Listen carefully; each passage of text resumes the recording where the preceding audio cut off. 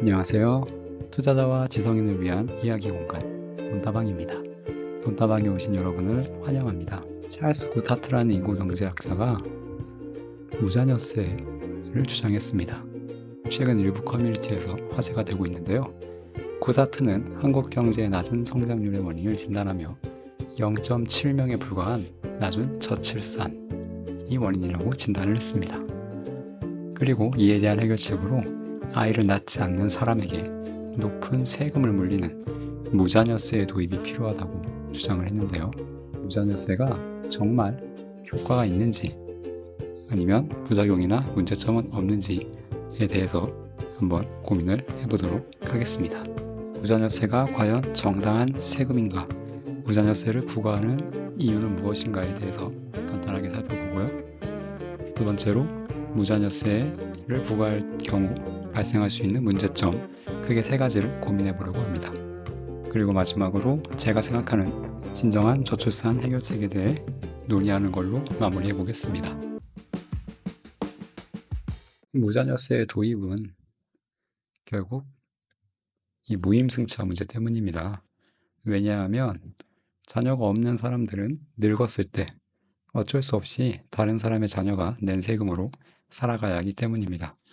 돈이 많은 경우엔 그렇지 않겠지만 다수의 그런 사람들은 정부의 지원을 받아서 살게 될 테니까요. 이게 공평하지 않다는 점에서 무자녀세의 정당성이 출발이 되는 거죠. 자녀를 낳지 않는 것은 본인의 선택이지만 본인의 선택이 미래 사회에 부담을 주면서 결과적으로 무임승차 문제에 빠질 수 있다는 점이죠. 이 사람들은 아이를 낳아서 사회적 책임을 다한 사람들입니다. 하지만 이 사람은 아이를 낳지 않고 젊음을 즐기다가 나중에 노인이 되어서 사회에 부담을 주는 그런 존재가 된다는 거죠. 이것이 공정하지가 않다라는 겁니다. 그리고 이러한 공정성을 막기 위해 우리는 무자녀세를 생각해 볼 수 있다는 게 구다트의 의견입니다. 자, 무자녀세의 도입은 일견 타당해 보입니다. 여러분들 대학교 때 조별과제 해보셨잖아요. 이거 할 때 제대로 안 한 사람 꼭 있지 않습니까? 4명이서 하면 이 중에 한 명은 나 안 해, 알아서 해 이런 식으로 나오잖아요. 정말 짜증나죠. 예, 마찬가지죠. 나는 자녀를 키우느라 정말 뼈 빠지게 일하고 먹을 거 못 먹고 입을 거 못 입고 돈 아껴가면서 아둥바둥 살았는데 옆에 있는 사람은 나는 애가 없어. 난 편하게 살 거야 하면서 젊었을 때 여행도 다니고 입을 거 다 입고 먹을 거 맛있게 먹고 그렇게 살면서 나이가 들어서 이제 돈이 없네. 정부야, 나 복지 해줄 거지? 하는데 이 복지를 누가 합니까? 네, 내 자녀가 낸 세금으로 나와 이 사람의 복지를 동시에 해결을 해야 한다는 거죠. 억울한 마음이 드는 건 당연합니다. 자, 하지만 억울한 마음이 드는 건 감정적인 문제고요. 네, 이 무자녀세가 정말 효과가 있는지는 우리가 한번 진지하게 생각을 해봐야 한다는 거죠. 개인적으로 이 무자녀세는 저출산 해결에 큰 효과는 없을 것이다 라고 생각을 하는데요. 그렇게 생각하는 이유는 크게 세 가지입니다. 간단하게 한번 살펴보도록 하겠습니다. 우선 조세 저항과 국민 갈등이 심화된다는 점, 실질적인 효과가 부족할 것이라는 점, 세금 부과에 따른 현실적인 문제가 많다는 점을 생각해 보았습니다. 지금부터 하나씩 자세히 이유를 살펴보도록 하겠습니다. 자, 먼저 조세 저항과 국민 갈등의 심화입니다. 자, 세금은 나라를 경영하는 데 있어 정말 신중하게 결정해야 될 요소 중에 하나입니다. 왜냐하면 세금 때문에 세계 역사가 바뀐 적이 한두 번이 아니거든요. 여기 나와 있는 세 개의 그림, 사진이죠? 예, 세계사에 관심이 많은 분들이라면 아마 다 알고 계실 거예요. 네, 첫 번째, 미국 독립혁명, 두 번째, 프랑스 대혁명, 세 번째, 레닌의 러시아 혁명입니다. 네, 이 세 가지 이벤트에 모두 직간접적으로 세금이 관여가 되어 있다. 지나치게 많은 세금을 물리거나 부당한 세금을 물리거나 그런 식으로 정권의 위기를 자초했다라는 겁니다.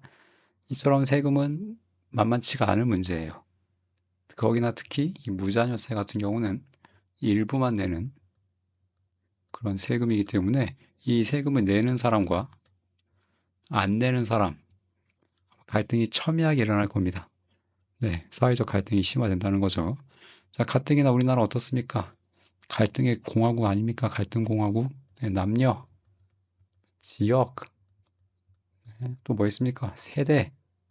네, 아주 이런 온갖 갈등들이 넘쳐 흘러나오고 있는 시대 속에서 여기에 세금 이슈까지, 자녀 이슈까지 더해진다. 아마 이 세금으로 얻을 수 있는 소득보다 이 사회적인 비용이 훨씬 더 저는 클 것이라고 생각을 해봤습니다. 자, 두 번째 문제는 실질적인 효과에 대한 의문입니다. 과연 정말 이 세금이 효과가 있을 것인가? 자, 가장 먼저 고민을 해봐야 되는 게 왜 사람들은 아이를 낳지 않는가? 저출산 문제를 해결하려면 결국 원인을 없애야 되는 거 아닙니까? 그럼 왜 아이를 낳지 않을까요? 일단 높은 주택가격, 그 다음에 치열한 경쟁사회, 이로 인한 뭔가 양질의 일자리 부족, 취업난, 살기 힘들다는 거죠. 나도 살기 힘들고 내 자녀도 살기 힘들 것 같다. 라는 의견이, 생각이 지배적이라는 거고요. 그리고 여성의 사회활동 증가, 여권 신장과 더불어 저출산의 이유 중에 하나로 꼽히고 있습니다. 그리고 마지막으로 인스타그램과 같은 SNS의 확대, 인터넷의 보급, 이런 것들이 아이를 낳지 않는 직접적인, 간접적인 원인으로 여겨지고 있는데요. 자, 그런데 과연 무자녀세라는 세금이 이와 같은 원인들을 해결해 줄 수 있는 방안이 되는가? 이게 아마 저는 근본적인 문제라고 생각을 합니다. 이게 아닐 거라는 거죠. 과연 사람들이 세금을 좀 물린다고 아이를 낳겠는가? 이미 아이를 낳을 상황이 아니거나 아이를 낳을 생각이 없어요, 사람들은. 그런데 여기서 세금을 내? 야, 이게 왜 내 책임이야? 내가 왜 세금을 내? 아이를 안 낳는 게 내 탓인가? 사회가 날 이렇게 힘들게 하고 먹기 살기 힘든데 아이를 낳으라고? 저항이 심해질 것이고 문제 해결에 도움도 안 될 거라는 게 제 의견입니다.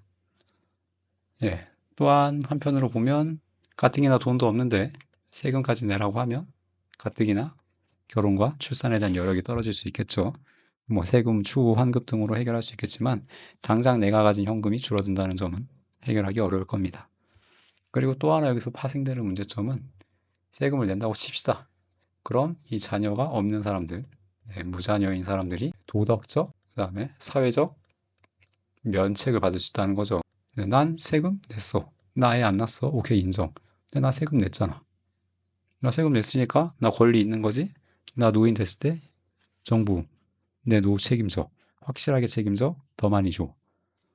이런 식으로 주장을 하게 된다면 이 세금으로 얻을 수 있는 소득보다 이 노인 지출의 비용이 더 커질 수 있다라는 점도 문제점이라고 생각을 해봤습니다.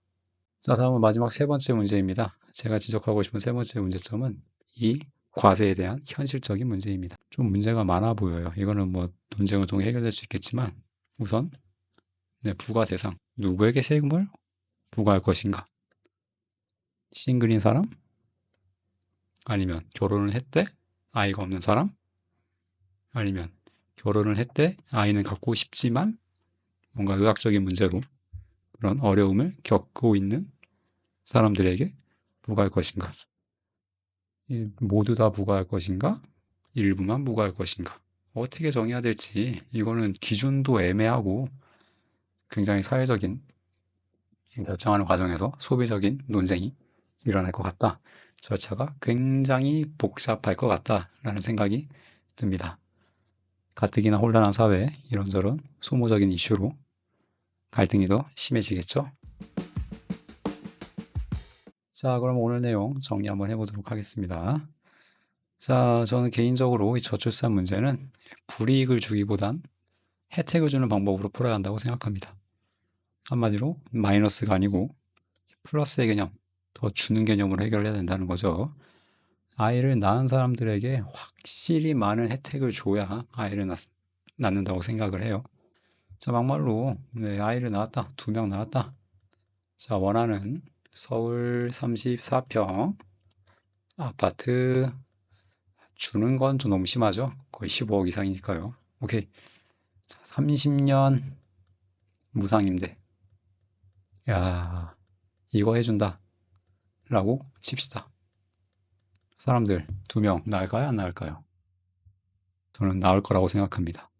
왜냐하면 아이 2명을 키우는 데 드는 노력과 비용, 그리고 서울에서 34평 아파트에 30년간 거주할 수 있는 비용을 마련하기 위한 노력, 이 2개를 저울에 올려보면 후자가 더 크다는 거죠. 그럼 아이를 낳을 유인, 동기가 생긴다라는 거죠. 자, 이런 식으로 보다 확실한 경제적인 메리트를 아이를 낳는 사람들에게 주는 게 저는 중요하다고 생각을 합니다. 자, 과거에 출산율이 뭐 3, 4명 됐을 때, 뭐 이때 부모들이 지금 부모들보다 아이를 더 사랑해서, 아이를 더 아끼고 예뻐해서 더 많이 낳았겠습니까? 이때는 아이를 낳는 게 본인들의 경제력, 가계 경제에 더 도움이 된다고 생각을 했기 때문에 다산을 했던 것이지요. 반대로 현대사회는 아이를 많이 낳는 게 내 인생, 우리 가계 경제에 도움이 되지 않는다라고 판단을 했기 때문에 아이를 낳지 않는 겁니다. 그래서 보다 확실한 메리트를 준다면 충분히 어느 정도는 안등이 가능하다라고 저는 생각을 하고요. 그리고 여기에 더해서 이 저출산에 대한 인식 개선, 네, 사람에 대한 인식 개선까지 이루어진다면 이 경제적인 도움과 더불어 훨씬 더 큰 파급 효과를 낼 것이라고 생각합니다. 오늘은 네, 무자녀세에 대해서 한번 얘기를 나눠봤습니다. 네, 영상을 시청하시는 분들의 생각은 어떤지 궁금하네요. 자, 무자녀세에 대한 의견은 댓글로 남겨주시면 감사하겠습니다. 자, 오늘 돈다방 시청해주셔서 감사합니다. 다음 시간에 찾아뵙겠습니다. 안녕히 계세요.